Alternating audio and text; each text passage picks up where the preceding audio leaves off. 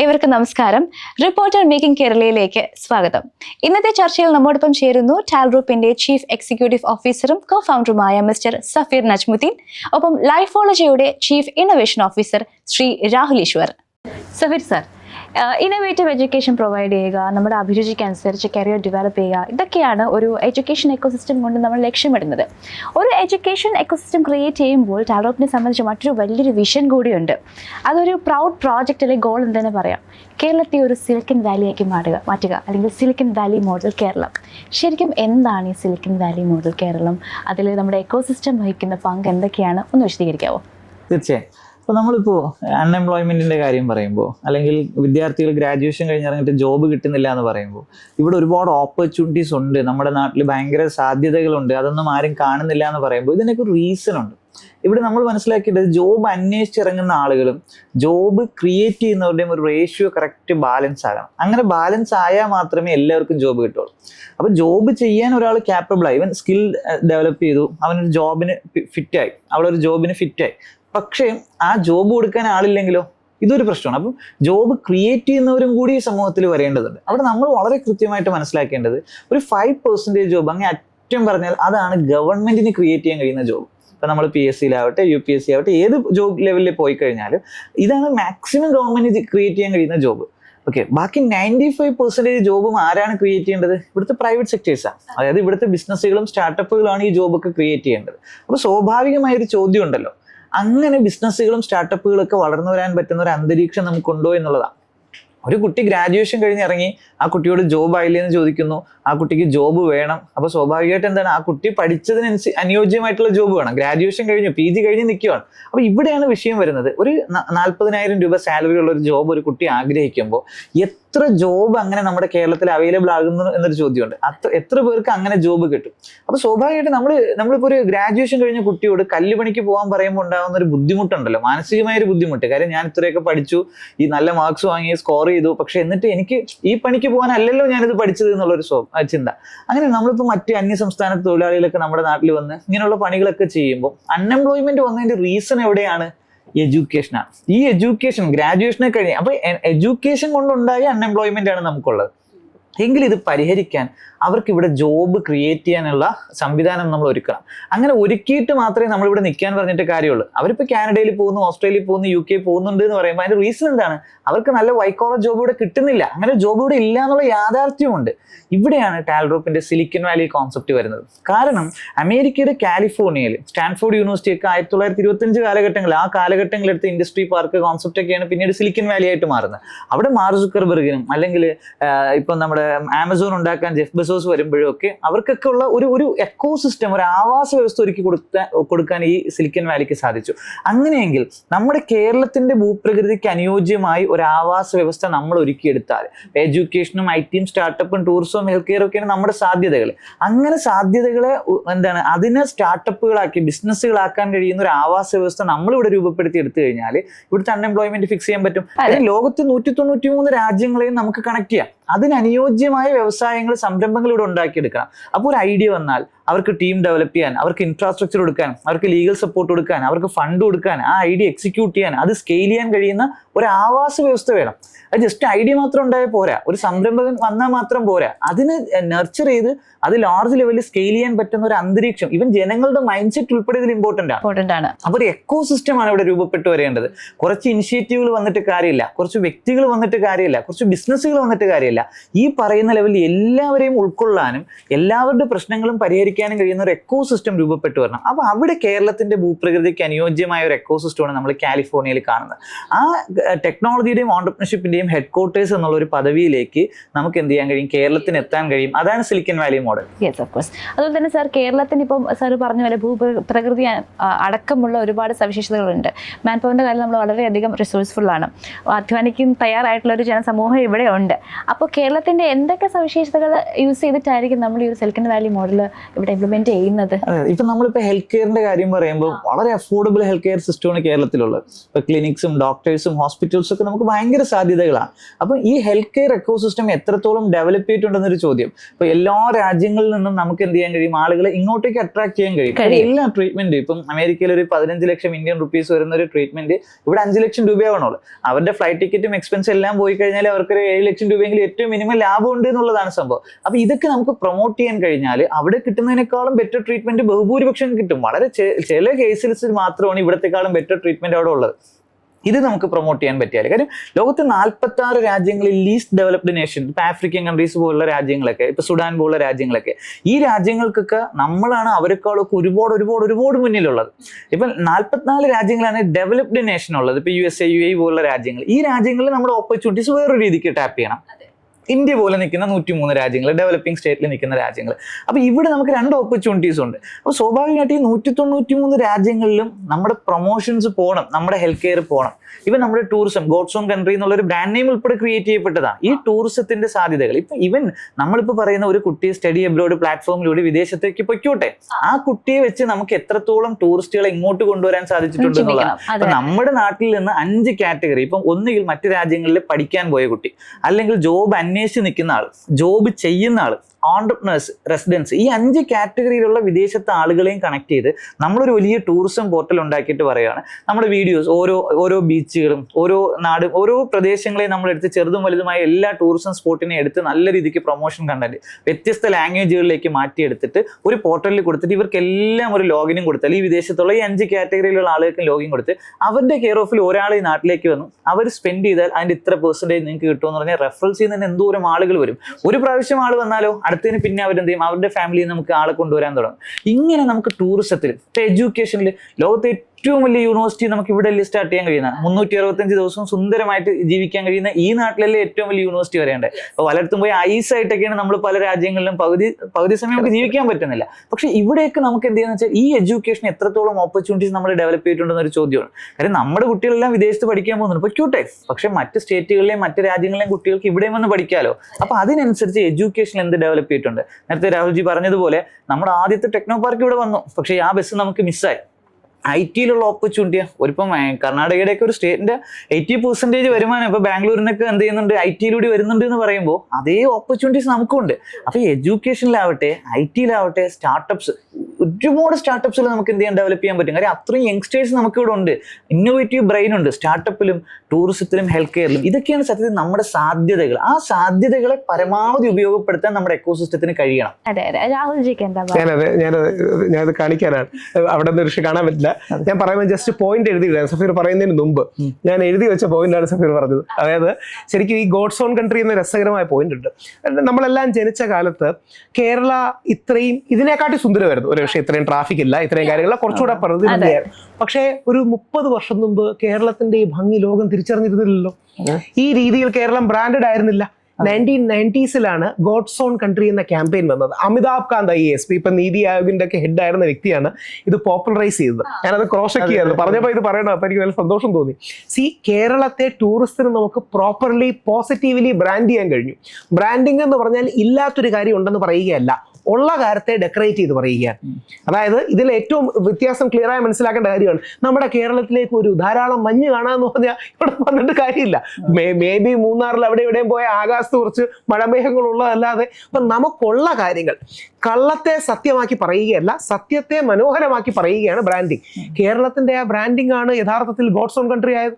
അപ്പം നമ്മൾ ജീവിക്കുന്ന കാലത്ത് നമ്മൾ കേരളത്തെ ഇത്ര ബ്യൂട്ടിഫുൾ ആയി പെർസീവ് ചെയ്തിട്ടില്ല. ഇപ്പോഴാണ് നമ്മൾ തിരിച്ചറിയുന്നതിന് ഒരുപാട് കാര്യങ്ങളുണ്ട്, ഏറ്റവും മനോഹരമായ സ്പേസസ് ഉണ്ട്. ഞാൻ ഈ അടുത്തിടയ്ക്കാണ് വായിച്ചത്, അതും റെഫർ ചെയ്ത് പറയാം. നമ്മുടെ ഈ എറണാകുളത്തിനടുത്താണ് നാഷണൽ ജോഗ്രഫിക്ക് ലോകത്ത് 6 മണി ഏറ്റവും ബ്യൂട്ടിഫുൾ എവിടെയാണോ അത് നമ്മുടെ ഈ എറണാകുളത്തിനടുത്തുള്ള സ്ഥലത്താണ് നാഷണൽ ജോഗ്രഫിക്ക് ഡിഫെൻഡ് ചെയ്തിട്ടുള്ളത്. അതായത് നമ്മുടെ കേരളത്തിൽ നാഷണൽ ജോഗ്രഫിക്ക് കാക്കാത്തുരുത്ത് എന്ന സ്ഥലത്തെയാണ് around the world in 24 hours. National geographic പോലെ ലോകാരാധ്യമായ ഒരു സാധനം, ലോകത്ത് 6 PM നിൽക്കാൻ കഴിയുന്ന ഏറ്റവും ബ്യൂട്ടിഫുൾ സ്പോട്ട് ഓരോ സ്ഥലമുണ്ട്. അതായത് രാവിലെ 6 മണിക്ക് ബ്രസീലാണ്, 7 മണിക്ക് കാലിഫോർണിയ ആണ്. അങ്ങനെ ഓരോ സ്ഥലത്തെയും നാച്ചുറൽ സീനിക് ബ്യൂട്ടി വെച്ചാണ് ഇവർ നടക്കുന്നത്. വൈകിട്ട് 6 മണിക്ക്, അപ്പൊ ഉദാഹരണം കൃത്യമായിട്ട് പറയാം, അതായത് ഉച്ചയ്ക്ക് 12 മണിക്ക് നോർവേ ആണ്. അത് അവിടെ നോർത്തേൺ ലൈറ്റ് സോൺ ഉണ്ട്. ഹവായിൽ 5 മണിക്ക്, പാരീസ് 6 മണിക്ക്, 6 മണി AM, സാൻ ഫ്രാൻസിസ്കോ 7 മണി AM, അബുദാബി 8 മണി AM. അങ്ങനെ ഒരു ദിവസത്തിന്റെ 24 മണിക്കൂറിൽ ഓരോ മണിക്കൂറും the most beautiful place on earth. Melbourne ആണ് 9 മണി, ന്യൂയോർക്ക് വൈറ്റ് 8 മണി. അതിന്റെ കൂട്ടത്തിൽ ആ ടോപ്പ് 24 ഇൻ ദ വേൾഡ് ആണ് കാക്കാതുരുത്തെ small island located in Alappuzha on the back waters of Kerala. അവിടെയാണ് ഏറ്റവും കൂടുതൽ കാക്കകളുള്ളത്. വേൾഡിൽ the most beautiful place to be at 6 PM കാക്കാതുരുത്തിനെയാണ് തിരഞ്ഞെടുത്തത്. ആ വേൾഡിലെ ടോപ്പ് 24 എന്ന് പറഞ്ഞാൽ നേരത്തെ പറഞ്ഞ 193 അല്ലെങ്കിൽ 200 അടുപ്പിച്ച് രാജ്യങ്ങളുള്ള സ്ഥലത്ത് 10,000 സിറ്റികളും 100,000 കണക്കിന് ടൂറിസ്റ്റ് സ്പോട്ടുകളുള്ള സ്ഥലങ്ങളിൽ ഏറ്റവും മനോഹരമായ 24-1 24-1 നമ്മുടെ കാക്കാതുരുത്താണ് വൈകിട്ട് 6 മണി. ഞാൻ ഇന്നേ വരെ അറിഞ്ഞിട്ടില്ല. അപ്പം ഇതെങ്ങനെ നമുക്ക് മിസ് ചെയ്യും? വിദേശികൾ വന്ന് കാക്കാതുരത്തിൽ വന്ന് ഫോട്ടോ എടുത്ത് പല രാജ്യങ്ങളോട് ഇവാലുവേറ്റ് ചെയ്ത് തിരഞ്ഞെടുക്കുകയാണ്. പക്ഷേ we are missing it. Why? Because one, we don't have awareness, branding properly ഇല്ല. ഞാൻ വെനീസിൽ പോയി. എനിക്ക് ഏറ്റവും ഞെട്ടിക്കുന്ന വെനീസിന്റെ ബാക്ക് വാട്ടേഴ്സ് ഒക്കെ വളരെ ഫേമസ് ആണ്, ജെയിംസ് ബോണ്ട് സിനിമയിലൊക്കെ ഉണ്ട്. ഞാൻ വെനീസിൽ പോയിട്ടുള്ളവർക്ക് അറിയാം, 100% ഉറപ്പിച്ച് പറയുന്നു, വെനീസ് എത്ര ബ്യൂട്ടിഫുൾ ആണോ നമ്മുടെ ആലപ്പുഴ അതിന്റെ 3 times ബ്യൂട്ടിഫുൾ ആണ്. പോയ എക്സ്പീരിയൻസിൽ പറയണം. കാര്യം വെനീസിന്റെ വാട്ടർ കുറച്ചുകൂടെ മഡീഡാണ്, കുറച്ചുകൂടെ നാരോ ലെയിൻസ് ആണ്. നമ്മുടെ ആലപ്പുഴയ്ക്ക് വെനീസിനേക്കാൾ ഭംഗിയുണ്ട് എന്ന് രണ്ടിടത്തും പോയ ആർക്കും പറയും. ഇവിടെയാണ് നമ്മുടെ പേഴ്സണലി ബ്രാൻഡിങ്. ഇനി ആലപ്പുഴയാണ് ലോകത്തിലെ ഏറ്റവും മഞ്ഞുള്ള സ്ഥലം എന്ന് പറയരുത്, ലോകത്തിലെ ഏറ്റവും അതാണ് കള്ളത്തരം. അവിടെയാണ് ബ്ലഫിംഗ് വരുന്നത്. നമ്മൾ മലയാള ഭാഷയിൽ തെള്ളെന്ന് പറയും. തെള്ളോ ബ്ലഫിങ്ങോ അല്ല നമുക്ക് വേണ്ടത്.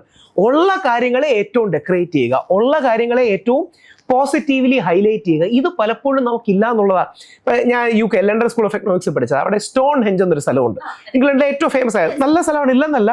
പക്ഷേ ഈ 4 പ്രാചീന കല്ലുകൾ കാണാൻ 20 പൗണ്ടോ 25 പൗണ്ടോ എന്തോ നമ്മൾ കൊടുക്കുന്നത്. അവിടുത്തെ ഈ ടൂറിന്റെ ഭാഗമായിട്ട് നമ്മുടെ കോഹിനൂർ രത്നം കൊണ്ട് കാണിക്കും. ഇവിടെ ഇന്ത്യയിൽ നിന്ന് എടുത്തുകൊണ്ട് പോയ കോഹിനൂർ രത്നം കൊണ്ട് കാണിക്കും. അവരതിന്റെ മ്യൂസിയം ഉണ്ട്. ആ മ്യൂസിയത്തിൽ കാണുമ്പോഴാണ് നമുക്ക് തന്നെ ഒരു വില ഇഷ്ടവും തോന്നുന്നത്. കോഹിനൂർ ഫോട്ടോ എടുക്കാൻ പാടില്ല, അങ്ങനെയാണ് അവരുടെ ഒരു റൂൾ മറ്റുള്ളൂ. ഞാൻ പതുക്കെ ഇങ്ങനെ മൊബൈലിൽ നിന്ന് ഫോട്ടോ എടുത്തു. ഒരു പോലീസുകാരൻ പറഞ്ഞു, no you cannot take that. ഞാൻ പറഞ്ഞു, this is ours, you are temporarily giving it. ഇത് ഞങ്ങളുടെയാണ് ഒറിജിനലി, നിങ്ങൾ അതുകൊണ്ട് എനിക്ക് ഫോട്ടോ എടുക്കാന്ന് പറഞ്ഞാണെന്ന് പറയും. അപ്പം നമുക്ക് നമ്മുടെ കാര്യങ്ങളെ ഹൈലൈറ്റ് ചെയ്യണം.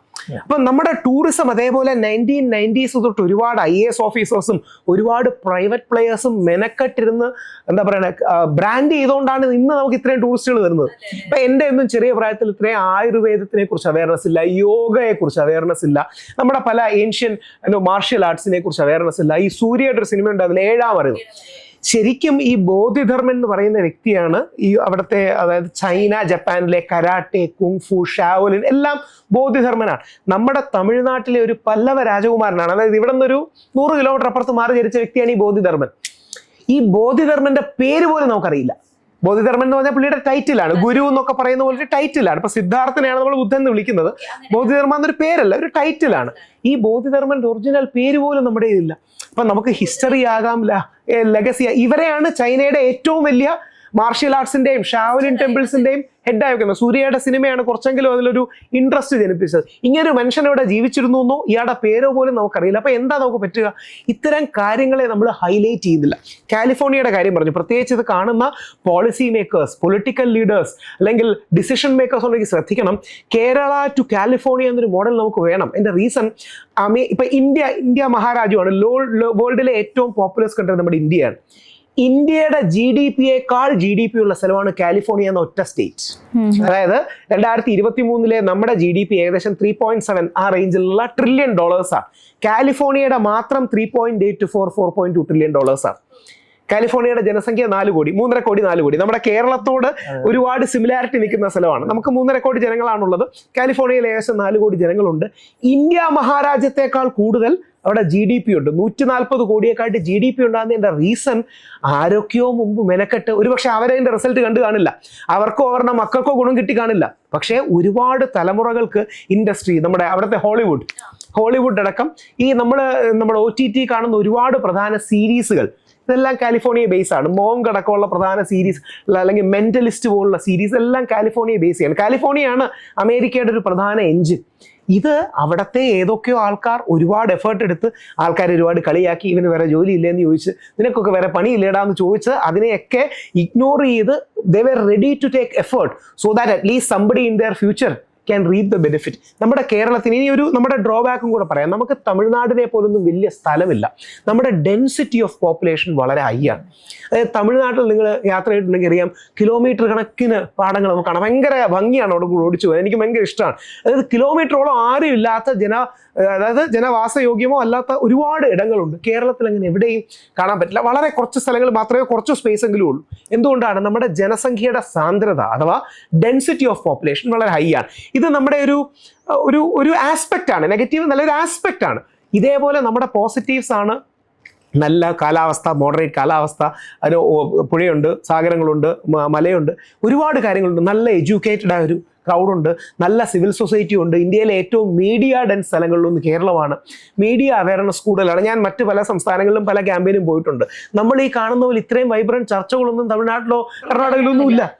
ഒന്നോ രണ്ടോ ചാനലുകളുണ്ട്. ഇപ്പോഴാണ് പിന്നെ ക്യാച്ചപ്പ് ചെയ്തു വരുന്നത്. നമ്മളൊരു 10 വർഷമോ 15 വർഷമോ മുമ്പ് തന്നെ ഈ രീതിയിലേക്ക് വന്നിട്ടുണ്ട്. ഏറ്റവും കൂടുതൽ ഇംഗ്ലീഷ് ചാനൽസിന്റെ ഡേറ്റ എടുത്ത് നോക്കിയാൽ ഏറ്റവും കൂടുതൽ കാണുന്ന 1, 2 or 3 എപ്പോഴും കേരളം കാണും. അതായത് ഡൽഹിയിൽ നിന്ന് വർക്ക് ചെയ്യുന്ന ചാനലായിരിക്കും, പക്ഷെ കാണുന്ന ആൾക്കാർ കാര്യം അവർ കൂടുതൽ ഹിന്ദിക്കാരാണ്. ഉത്തർപ്രദേശിലെ ആൾക്കാരൊക്കെ ഹിന്ദിയാണ് കൂടുതൽ കാണുന്നത്. അപ്പോൾ നമുക്ക് ഒരുപാട് പോസിറ്റീവ്സ് ഉണ്ട്. ഇതിനെ ലെവറേജ് ചെയ്യണം. സഫീർ ഭായി പറഞ്ഞ പോലെ ഇതിനെ ഓരോ സാധനങ്ങളായിട്ട് എടുത്തു വെക്കണം. അവിടെയാണ് പേഴ്സണലി ബിയോണ്ട് എനിത്തിങ് എനിക്ക് സഫീർ എന്ന യങ്സ്റ്ററിനോട് ഇഷ്ടം തോന്നിയത്. Somebody should be able to integrate. ഇതെല്ലാം ഒരുമിച്ച് ചേർത്ത് വെക്കണം. ഇതിനെ ബ്രാൻഡ് ചെയ്യണം. ഇത് പോസിബിൾ ആണെന്ന് തോന്നലുണ്ടാക്കണം. ആൾക്കാർ ഇൻവെസ്റ്റ് ചെയ്യാൻ റെഡി ആകണം. അതിൻ്റെ ബെനിഫിറ്റ്സ് ഉണ്ടാകണം. എന്ത് വിളിക്കുക, അതിനെ എക്കോസിസ്റ്റം എന്നാണ് കറക്റ്റ് വേർഡ്. എക്കോസിസ്റ്റം, ആവാസ വ്യവസ്ഥ, ക്ലൈമറ്റ്, അറ്റ്മോസ്ഫിയർ, പോസിറ്റിവിറ്റി, ഇത് നമ്മൾ ഉണ്ടാക്കി മുമ്പോട്ട് പോയില്ലെങ്കിൽ നമ്മുടെ കുട്ടികൾ ഇപ്പം കേരളത്തിന് സംഭവിക്കുന്നത് എന്താ? ഇവിടെ നിൽക്കാൻ പലർക്കും താല്പര്യമില്ല. ഇവിടെ നിന്ന് പോകുന്ന എന്തുകൊണ്ടാണ് ഇപ്പൊ സന്തോഷ് അങ്ങനെ ഒരു സ്ഥലത്ത് പറഞ്ഞ പോലെ മമ്മൂട്ടിയോട് പറയുകയാണ് ഓസ്ട്രേലിയയിൽ ഒരു ജോലി ചെയ്യാന്ന് പറഞ്ഞാൽ മമ്മൂട്ടി പോകില്ലല്ലോ. പൃഥ്വിരാജിനോട് പറയുകയാണ് നിനക്കൊരു കാര്യം ചെയ്യും, ജർമ്മനി വന്നാൽ നിനക്ക് നല്ലൊരു അവസരം. പൃഥ്വിരാജ് പോവൂ, ദുൽഖർ സൽമാൻ പോവൂ. കാര്യം ഇവിടെ അവർക്ക് നല്ല അവസരങ്ങൾ, റവന്യൂ ഉണ്ടാക്കാൻ. അങ്ങനെയാണെങ്കിൽ ഈ സ്വർഗമായ ഇന്ത്യ, ഇത്രയും നല്ല കാലാവസ്ഥയും എല്ലാം ഉള്ള ഇന്ത്യ ഉപേക്ഷിച്ച് ആരെങ്കിലും പോകൂ? അപ്പം നമുക്കിവിടെ അവസരങ്ങൾ ഇല്ല എന്നുള്ളതുകൊണ്ടല്ലേ നമുക്ക് പോകേണ്ടി വരിക. അപ്പം ഈ നാട് നല്ലതാണ്. അപ്പം അത് പറയുമ്പോഴും ഒരു നല്ല ടോൺ വേണം. ഇതൊന്നും നന്നാവില്ല, ഇവിടെ എല്ലാം മോശമാണെന്നല്ല. നമുക്ക് ഒരുപാട് ഗുണങ്ങളുണ്ട്. എന്നാൽ ഈ ഏരിയാസിൽ നമ്മൾ വർക്ക് ചെയ്താൽ നമുക്ക് ഒരുപാട് ഗ്രോത്തും ഉണ്ടാവും. എനിക്ക് UK പഠിച്ചിരുന്നപ്പോൾ എനിക്കും നമ്മുടെ പ്രവീൺ പരമേശ്വറുണ്ട്, ലൈഫോളജിയുടെ CEO, ഞങ്ങൾക്ക് അവിടെ ഒരു നല്ല ഓഫറും കാര്യങ്ങളും കിട്ടിയതാണ്. നമ്മൾ ഡിസൈഡ് ചെയ്ത് അങ്ങനെ വേണ്ട, നമുക്ക് തിരിച്ചു വരാം. എൻ്റെ വൈഫ് ദീപയാണ്. ദീപയ്ക്ക് ആദ്യമൊക്കെ വിദേശത്ത് പോകണം. അത് കാര്യം ഈ ബോളിവുഡ് സിനിമയിൽ നിന്നൊക്കെ കിട്ടുന്നതാണ്. വിദേശത്തൊക്കെ സെറ്റിൽ ചെയ്യണം. ഈ നാട്ടിൽ എന്തൊക്കെ ഫെസിലിറ്റീസ് ഉണ്ട്. ഇപ്പം ഞാൻ UK ചെന്ന് താമസിച്ച് എനിക്ക് എത്ര പേരെ അറിയാം? കൂടി വന്നാൽ അവിടെ ഒരു 10 പേരെ അറിയാം. വല്ലപ്പോഴും UK നല്ലതാണ് കേട്ടോ. മലയാളി അസോസിയേഷനൊക്കെ നല്ല വൈബ്രന്റ് കാര്യങ്ങളൊക്കെയാണ്, ഇല്ലെന്നല്ല. പക്ഷേ നമ്മുടെ നാട്, നമ്മൾ ജനിച്ചു വളർന്ന സ്ഥലങ്ങൾ, നമ്മൾ പഠിച്ച സ്കൂൾ, നമുക്ക് ഇതിനോടൊരു ആത്മബന്ധം ഉണ്ടാവുമല്ലോ. നമ്മൾ നടന്നു വന്ന വഴികളോട് നമുക്കൊരു ഇഷ്ടമുണ്ട്. അപ്പോൾ ആ വഴികളിലൂടെ നാളെ നടക്കുന്നവർക്ക് ഒരു പോസിറ്റീവ് എഫേർട്ട് ഉണ്ടാക്കാൻ നമുക്ക് കഴിയണം. എനിക്ക് തോന്നുന്നു ഇത്തരം ഉദ്യമങ്ങളുടെ എല്ലാം ഒരു സോൾ അതാണ്. ഞാനൊക്കെ ഒരുപാട് ഡിബേറ്റ്സ് ഇരിക്കുന്നതാണ്. അവിടെയൊക്കെ നമ്മൾ എൻലെസ് ആയിട്ട് അങ്ങോട്ടും ഇങ്ങോട്ടും അടിയാണ്. ഇനി യോജിക്കാൻ തോന്നിയാൽ പോലും അത് ശരിയാവില്ല. ഒരു ഫൈറ്റ് നിർത്തുന്നതാണ് നല്ലതെന്ന് പറഞ്ഞാണ് ഞങ്ങൾ ഒരു ചെറിയ അടി വേണം എന്ന് പറയും. പക്ഷെ അങ്ങനെയല്ല. നമ്മൾ നടന്നു വന്ന വഴികളിലൂടെ നമ്മുടെ മക്കളോ മക്കളുടെ മക്കളോ അവർക്ക് ശേഷമുള്ള ഒരു തലമുറയോ നടന്നു വരുമ്പോൾ നമ്മളെ ഓർക്കില്ലായിരിക്കും. പക്ഷേ we have taken the effort to pave the way. ഈ വഴി ഉണ്ടാക്കാൻ നമ്മൾ എഫേർട്ട് എടുക്കണമെന്നുള്ളത് തന്നെയാണ്. Well explain sir. അതുപോലെ തന്നെ ഇപ്പം നമ്മൾ അഭിരുചിക്ക് അനുസരിച്ച് പഠിക്കണമെന്ന് പറയുമ്പോഴും നമ്മുടെ അഭിരുചി എങ്ങനെയാണ് കണ്ടെത്തുക എന്നുള്ള രീതിയിൽ നമുക്കൊരു കാര്യത്തിൽ ഒരു സംശയം വരും, പ്രത്യേകിച്ചും വിദ്യാർത്ഥികൾക്കും രക്ഷകർത്താക്കൾക്കൊക്കെ. ആ ഒരു സാഹചര്യത്തിൽ ഏറ്റവും സയന്റിഫിക് ആയ ഒരു സൊല്യൂഷൻ കണ്ടുപിടിച്ചത് ഗിന്നസ് ബുക്കിൽ വരെ ഇടം നേടിയ ലൈഫോളജിയുടെ ചീഫ് ഇന്നോവേഷൻ ഓഫീസറാണ് രാഹുൽ സർ. ലൈഫോളജി പ്രവീൺ പരമേശ്വറാണ് CEO. നമ്മുടെ chief assessment officer Shri Rahul J നായരും ഡോക്ടർ മെർലിൻ മേസ്, അവർ USA എന്നുള്ളതാണ്. അവർക്ക് 52 years of experience in this ഫീൽഡാണ്. അമേരിക്കയൊക്കെ ഒരു 30 വർഷം മുമ്പ് നമ്മൾ എത്തുന്ന ഈ സ്റ്റേറ്റിലെത്തി. 30 or 40 years മുമ്പ് അവർക്ക് ആ രീതിയിലുള്ള എക്സ്പോർട്ട് ഉണ്ട്. ഇവിടുത്തെ കരിയർ ഗൈഡൻസ് എന്ന് പറഞ്ഞാൽ പുതിയ കുറച്ച് കോളേജും കോഴ്സും വായിക്കും. നമ്മുടെ കരിയർ ഗൈഡൻസ് അതാണ്. പുതിയ കുറച്ച് കോളേജുകൾ ഇവിടെ വന്നിട്ടുണ്ട്. ഇതാണ് പുതിയ കോഴ്സുകൾ. ഇതറിഞ്ഞിട്ട് എനിക്കെന്താ കാര്യം? ഇതറിഞ്ഞിട്ട് ഇപ്പൊ AI, റോബോട്ടിക്സ് ഒരു ഉഗ്രൻ ഫീൽഡാണ്. നമുക്കെല്ലാം റോബോട്ടിക്സിലേക്ക് അറിയണം. പക്ഷെ റോബോട്ടിക്സ് പഠിക്കാൻ ഞാൻ പോയിട്ട് എന്താ കാര്യം? എനിക്ക് എൻ്റെ ABCD അറിയില്ല, എനിക്ക് എൻ്റെ ആൽഗോരിതം അറിയില്ല, എനിക്ക് എൻ്റെ മാത്സ് അറിയില്ല, എൻ്റെ കണക്കറിയില്ല, എനിക്ക് കോഡിംഗ് അറിയില്ല. അപ്പോൾ റോബോട്ടിക്സ് കിടിലം ഫീൽഡാണെന്നുള്ളതല്ല. Am I suited for robotics? അപ്പൊ ഇതെങ്ങനെ മനസ്സിലായി? രണ്ട് രീതികളേ ഉള്ളൂ. ഒന്ന് scientific assessment which is called psychometric assessment. രണ്ട് നേരത്തെ പറഞ്ഞ എക്സ്പോഷർ. Scientific exploration, exposure. അപ്പൊ എക്സ്പോഷർ എന്ന് പറയുമ്പോൾ നമ്മളിപ്പം പഠിക്കുന്നത് എങ്ങനെയാ, 2-3 നമ്മൾ ചെയ്തു നോക്കുമ്പോൾ ശരിയാണോ തെറ്റാണോ നോക്കും. ഡാന ഇതിലേക്ക് വന്നാൽ എങ്ങനെയായിരിക്കും, ഡാന ഫിസിക്സ് പഠിച്ചതെന്നാണ് ഞാൻ മനസ്സിലാക്കുന്നത്. അപ്പം ഫിസിക്സ് കൊള്ളാം, കുഴപ്പമില്ല, ചിലതൊക്കെ രസമാണെന്ന് തോന്നുന്നു. അതിനുശേഷം മീഡിയ 1-2 അവസരം വന്നു, ഡാന നന്നായി സംസാരിക്കുന്നുണ്ടല്ലോ, പെർഫോം ചെയ്യുന്നുണ്ടല്ലോ എന്ന് പറഞ്ഞു, ഈ കുട്ടി നന്നായി ആക്ട് ചെയ്യുന്നുണ്ടല്ലോ. ഈ ഫീൽഡുകളൊക്കെ ഡാനയ്ക്ക് ഒരു എക്സ്പോഷർ കിട്ടി. ഒരുപാട് ഡാന അവരെ കാണും ഈ എക്സ്പോഷർ കിട്ടാത്തത്. അവർക്കത് കിട്ടിയാൽ മാത്രമല്ലേ ഇതിലേക്ക് വരാൻ പറ്റൂ. അപ്പൊ ഞാൻ +2 വരെ ഒരു പ്രസംഗവേദിയിലും കയറാത്ത വ്യക്തിയാണ്. ഞാൻ യഥാർത്ഥത്തിൽ ഷട്ടിൽ കളിക്കാൻ തിരുവനന്തപുരത്തെ YMCA യങ് മെൻ ക്രിസ്ത്യൻ അസോസിയേഷനിൽ ഷട്ടിൽ കളിക്കാനാണ് പോയത്. അപ്പം അന്ന് അവിടെ ഒരാൾ, ഡേവിഡ് ഗൈനിയോസ് എന്നാണ് ആ സാറിൻ്റെ പേര്, പുള്ളി എന്നോടും അമ്മയോടും പറഞ്ഞു, അപ്പുറത്തൊരു പ്രസംഗ പരിപാടി നടക്കുന്നുണ്ട്, മോഡൽ പാർലമെന്റ് എന്നാണ്, ഇവനോടൊന്ന് ഇരിക്കാൻ പറയാം. ശരിക്കും അന്ന് ആള് തികയാത്തോണ്ടാണ് എന്നെ വിളിച്ചിരുത്തിയത്. നല്ല കാര്യമാണ്. ആള് തികയാത്തോണ്ട് ഈ ഡേവിഡ് സാർ എൻ്റെ അമ്മയോട് പറഞ്ഞു, രാഹുൽ ഈശ്വറിനോട് കൂടി ഇരിക്കാൻ പറ. അതായത് അവിടേക്ക് 12 പേരെന്തോ വേണമായിരുന്നു, അന്ന് 11 പേരേ വന്നുള്ളൂ. അപ്പം 12ാമനായിട്ട് ആളുടെ കൂട്ടത്തിൽ അന്ന് അവിടെ വെച്ചാണ് എനിക്ക് ആദ്യമായിട്ട് ഞാൻ മൈക്ക് എടുക്കുന്നത്. എൻ്റെ ലൈഫിൽ ആദ്യമായിട്ടൊരു ഡിബേറ്റോ മൈക്കോ +2-ന് ശേഷമാണ് ഞാൻ എടുക്കുന്നത്. അന്ന് മൈക്ക് എടുത്ത് അണിനിര വെച്ചിട്ടില്ല. പക്ഷേ കാര്യം എനിക്ക് തന്നെ മനസ്സിലായി, കൊള്ളാമല്ലോ, ഞാൻ സംസാരിക്കുന്നുണ്ടല്ലോ. ഇപ്പൊ 2-3 പേര് എന്നെ അപ്രീഷിയേറ്റ് ചെയ്താൽ കൊള്ളാം, നീ ഇങ്ങനെയും കൂടെ സംസാരിച്ചാൽ നല്ലതാണ്. അന്ന് ഷട്ടിൽ കളിക്കാൻ അവിടെ പോയില്ലായിരുന്നെങ്കിൽ ഇന്ന് ഒരുപക്ഷെ രാഹുൽ ഈശ്വർ ഉണ്ടാവില്ല. അപ്പം ദൈവം തരുന്ന അവസരങ്ങളാണ്. അപ്പം എല്ലാവർക്കും ഒരുപക്ഷെ ആ രീതി ഭാഗ്യം ഉണ്ടാവണമെന്നില്ല. So what we should do, maximum exposure കൊടുക്കുക. 10 തെറ്റും, ഒരു സംശയവുമില്ല. ഇന്നേ വരെ വീഴാതെ ഏതെങ്കിലും കുട്ടി നടക്കാൻ പഠിച്ചിട്ടുണ്ടോ? ഇന്നേ വരെ വെള്ളം കുടിച്ച് ശ്വാസം മുട്ടാതെ ആരെങ്കിലും നീന്താൻ പഠിച്ചിട്ടുണ്ടോ? ഇല്ല. അങ്ങനെയാണ് ലോകം മുമ്പോട്ട് പോകുന്നത്. അപ്പൊ ഈ എക്സ്പോഷർ പ്ലസ് ഒരു സയന്റിഫിക് അനാലിസിസ്, ഇത് രണ്ടും വേണം. സർ, ഈ സയന്റിഫിക് അനാലിസിസ് എപ്പോഴാണ് തുടങ്ങേണ്ടത്, ഏത് ലെവലിലാണ് സ്റ്റാർട്ട് ചെയ്യേണ്ടത്? ഒരു വരിയും കൂടെ പറയാം. എന്തായി സയന്റിഫിക് അനാലിസിസ് എന്ന് പറയാം? ഈ ബയോമെട്രിക്സ് എന്ന് കേട്ട് കാണും അല്ലേ? ബയോമെട്രിക്സ് എന്ന് പറഞ്ഞാൽ എന്താ? നമ്മുടെ ആധാർ എടുക്കാൻ പോകുമ്പോൾ നമ്മൾ തമ്പ് ഇംപ്രഷൻ കൊടുക്കും, നമ്മുടെ റെറ്റിന കൊടുക്കും. നാളെ ഒരു മൂവിയിലൊക്കെ കൂടെ ഉള്ള ഒരാൾ നാളെ ഒരു മൂവിയുടെ ആലോചിക്കുക, ത്രില്ലർ മൂവി. ആ മൂവിയിൽ ഒരു സ്ഥലത്ത് ഒരു മർഡർ നടന്നു. ഡയാനയുടെ തമ്പ് ഇംപ്രഷൻ അവിടെ കിട്ടി. ഡയാനയ്ക്ക് പറയാൻ പറ്റുമോ, ഞാനായിരിക്കില്ല, ഇതേപോലെ തമ്പ് ഇംപ്രഷൻ ഉള്ള വേറൊരാളാണ്. ഡയാനയുടെ ഒരു സ്ട്രാൻഡ് ഓഫ് ഹെയർ കിട്ടി. എന്ത് ചെയ്യാൻ പറ്റും? എൻ്റെ മുടിയല്ല, വേറൊരാൾക്ക് ഇതുപോലെ മുടി ഉണ്ടായിക്കൂടെ, അയാൾ ഞാനിട്ട് ഷാമ്പു ശരിയാന്ന് പറയാൻ പറ്റൂല. ആ ബയോമെട്രിക് വെച്ച് ഡയാനെ ഐഡന്റിഫൈ ചെയ്യാൻ പറ്റും.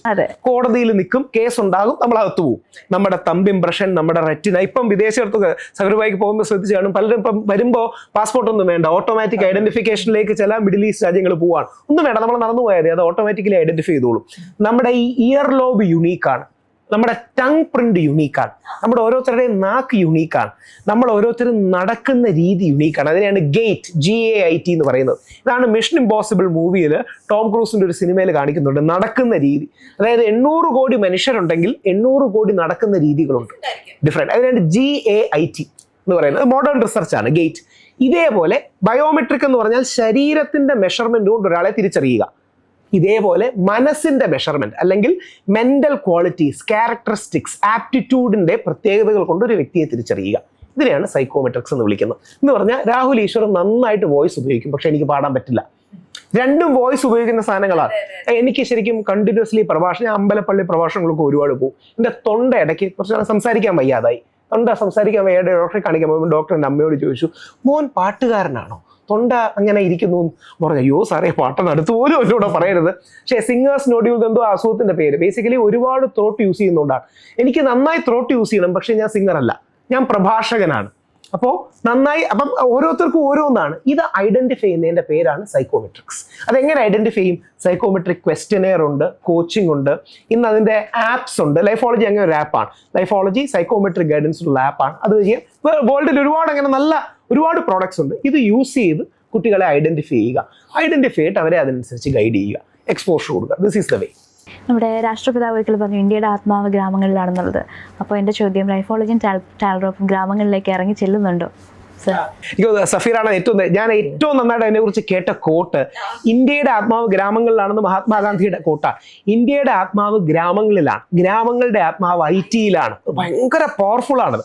സി, ഗ്രാമങ്ങളിലേക്ക് ടെക്നോളജി വരുമ്പോൾ നമ്മുടെ ഒരു തെറ്റിദ്ധാരണ ഈ ടെക്നോളജി എന്തോ മോശവും വേറെയും, ഗ്രാമങ്ങളുടെ നൈർമല്യത, നന്മ ഇത് വേറെ. അങ്ങനെയല്ല. ഗ്രാമങ്ങളുടെ നൈർമല്യതയും ടെക്നോളജിയുടെ നന്മയും കൂടി ചേരുമ്പോഴാണ് അത് കുറെ കൂടെ നല്ല ഗ്രാമമാവുന്നത്. ഞങ്ങളൊക്കെ ചെറിയ പ്രായത്തിൽ, നിങ്ങൾ കേട്ടിട്ടുണ്ടെന്നറിയില്ല, നാട്യപ്രധാനം നഗരം ദരിദ്രം, നാട്ടിൻപുറം നന്മകളാൽ സമുദ്രം എന്നൊക്കെ പഠിച്ചു. ആ നാട്ടിൻപുറത്തിന്റെ സമൃദ്ധി കൂടെയാണ് IT.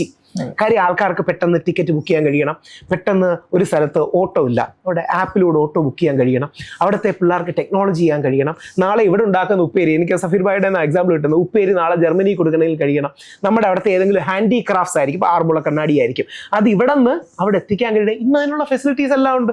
ഒരു ആപ്പിൽ കയറി ബുക്ക് ചെയ്താൽ മതി.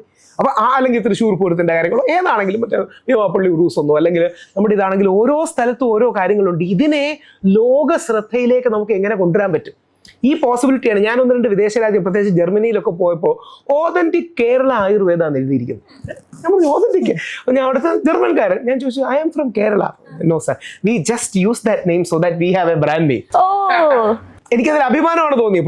പുള്ളി എന്നോട് ചോദിച്ചു ഇവനെന്തോ ദേഷ്യം തോന്നും ചോദ്യം ചെയ്യാമെന്നാണ്. ഞാൻ പറഞ്ഞു അവിടെ പോലും എന്തുകൊണ്ടാണ് നമ്മുടെ ഗ്രാമങ്ങളിൽ ജനിച്ച നമ്മുടെ ഏൻഷ്യൻ സിസ്റ്റമാണ് ഒരുപാട് സ്ഥലങ്ങളിൽ നിന്ന് പോകുന്നത്.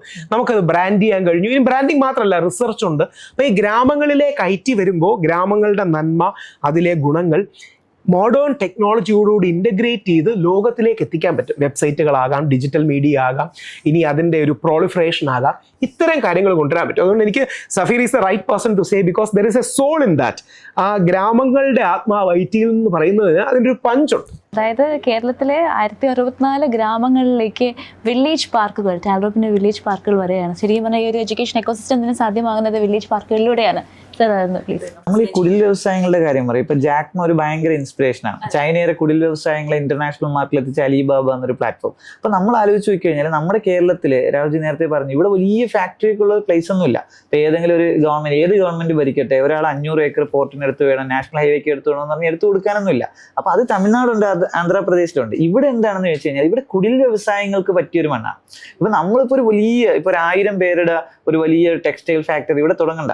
പകരം 1000 വീടിൽ ഒരു ഇലക്ട്രിക്കൽ തയ്യൽ മെഷീൻ വെച്ച് കഴിഞ്ഞാൽ ഓക്കെ, ഇതിനെ സെൻട്രലൈസ് ചെയ്യുന്ന ടെക്നോളജി, അവിടെ ഫാഷൻ ഡിസൈനിങ്ങിൽ ഇൻട്രസ്റ്റിംഗ് ഉള്ള പെൺകുട്ടികൾ പൂനെയിൽ നിന്നും ഹൈദരാബാദിൽ നിന്നും ബാംഗ്ലൂരിൽ നിന്നൊക്കെ നല്ല എക്സ്പേർട്ട് ട്രെയിനേഴ്സിനെ കൊണ്ടുവന്ന് ഇവരെ പഠിപ്പിച്ചാൽ നമ്മുടെ നേരത്തെ പറഞ്ഞതുപോലെ വിദേശത്തുള്ള 5 കാറ്റഗറി ഓഫ് ആളുകൾ ഉപയോഗിച്ചിട്ട് നമുക്ക് എന്ത് ചെയ്യാൻ പറ്റും? അവിടുത്തെ ഡ്രസ്സിന്റെ ഓർഡർ ഇവിടെ എടുക്കാൻ പറ്റും. ഈ ടെക്നോളജി ഗ്രാമങ്ങളിൽ വരാതിരുന്നു കഴിഞ്ഞാലോ, തയ്ക്കാൻ അറിയുന്ന ഒരാൾ തയ്ക്കുന്നു, അപ്പുറത്ത് 4-5 വീട്ടിൽ തയ്ച്ചു കൊടുക്കുന്നു, അവരുടെ ലൈഫ് അവിടെ കഴിഞ്ഞു. അവർക്ക് നല്ലൊരു ഇൻകം ജനറേറ്റ് ചെയ്യാൻ കഴിയുന്നില്ല. അപ്പോൾ ഓപ്പർച്യൂണിറ്റീസ് വേൾഡ് വൈഡ് ഓപ്പർച്യൂണിറ്റിയാണ്. ഇത് നമ്മുടെ സ്കൂൾ തലത്തിലേ പ്രിപ്പയർ ചെയ്യിക്കണം. ടെക്നോളജി അഡോപ്ഷൻ ഗ്രാമങ്ങളിലേക്ക് കൊണ്ടുവരണം. അച്ചാർ ഉണ്ടാക്കുന്നവർ അച്ചാർ ഉണ്ടാക്കിയാൽ മതി. ഇപ്പൊ കുടുംബശ്രീ, ജനശ്രീ പോലെ ഒരുപാട് വനിതാ ശാക്തീകരണ സംഘടനകളുണ്ട്. ഇവരിൽ ഒരുപാട് വ്യക്തികൾ അവരുടെ കുറേ സ്വയം തൊഴിൽ പദ്ധതികളുണ്ട്. സഹകരണ ബാങ്കുകൾ വായ്പ കൊടുക്കുന്നുണ്ട്, പഞ്ചായത്ത് പല പദ്ധതികളും കൊടുക്കുന്നുണ്ട്. ഇതൊക്കെ കൊടുത്ത് ഇവർക്ക് ഫണ്ടൊക്കെ കൊടുത്ത് ഇവരെന്ത് ചെയ്തു? പ്രൊഡക്ഷൻ നടത്തി, അച്ചാർ ഉണ്ടാക്കി. അവർക്ക് എവിടെ വിൽക്കും? ആ വാർഡിലേക്ക് വിറ്റു. അടുത്ത വാർഡിലേക്ക് ചെന്നപ്പം അവരും ഉണ്ടാക്കിയിട്ടുണ്ട് അച്ചാർ. അപ്പൊ അത് വേണ്ട. അപ്പൊ സംഭവം എന്ന് വെച്ചാൽ നമുക്ക് മനസ്സിലാകുന്നില്ല. ഒരു സെൻട്രലൈസേഷൻ വേണം.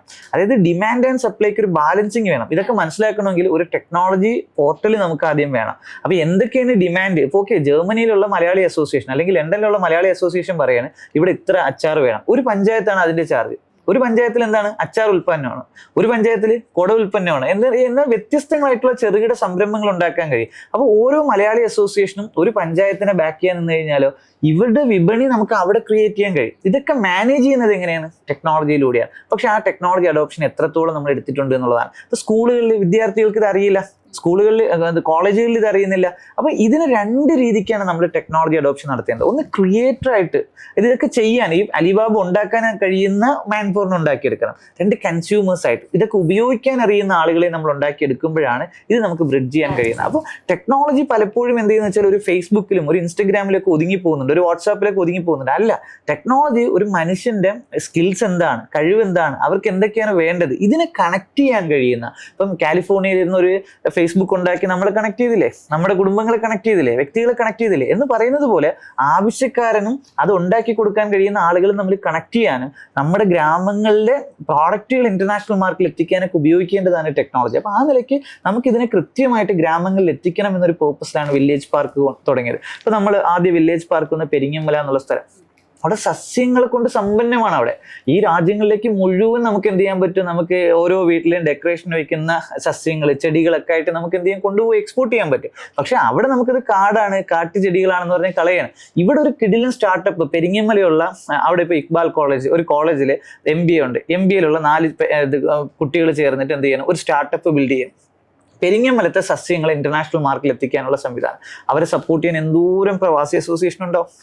GCCയിലുള്ള എന്തോരം സംഘടനകൾ വരെ ഉണ്ടാവും. അപ്പൊ സൗദി അറേബ്യയിലേക്ക് സസ്യങ്ങൾ കയറ്റി അയക്കാൻ. പക്ഷെ അങ്ങനെ ഒരു ഇനിഷ്യേറ്റീവ് വന്നിട്ടില്ല. വരണം. ബൊട്ടാണിക്കൽ ഗാർഡൻ ഒക്കെ എന്തു നല്ല പ്രദേശങ്ങളാണ് അവിടെ. അപ്പൊ ഇതൊക്കെ വരണമെങ്കിൽ എന്ത് ചെയ്യണം? ഗ്രാമങ്ങളിലേക്ക് ടെക്നോളജി വരണം, ഈ ഓണ്ടർപ്രണർഷിപ്പ് വരണം, സ്റ്റാർട്ടപ്സ് വരണം. അപ്പൊ ഇതിനെല്ലാം സെൻട്രലൈസ് ചെയ്യാനും ഓപ്പർച്യൂണിറ്റീസിനെ കോർഡിനേറ്റ് ചെയ്യാനും ടാലന്റുകളെ പൂൾ ചെയ്ത് ഒരുമിപ്പിക്കാനും അത് ടാൽഡ്രോപ്പ് ചെയ്യാനും ഒക്കെ ആയിട്ടാണ് ടാൽഡ്രോപ്പിന്റെ വില്ലേജ് പാർക്കുകൾ ഗ്രാമങ്ങളിലേക്ക് വരുന്നത്. ഒരുപാട് വലിയ വലിയ മാറ്റങ്ങൾ ലോകത്തിന് തന്നെ സമ്മാനിക്കാൻ കഴിയട്ടെ നമ്മുടെ വില്ലേജ് പാർക്കിനും ഐഡിയോളജിക്കും ആശംസിക്കുന്നു. അപ്പോൾ ഇതോടുകൂടി നമ്മുടെ സെഷൻ വൈൻഡപ്പ് ചെയ്യുകയാണ്. Thank you so much both of U.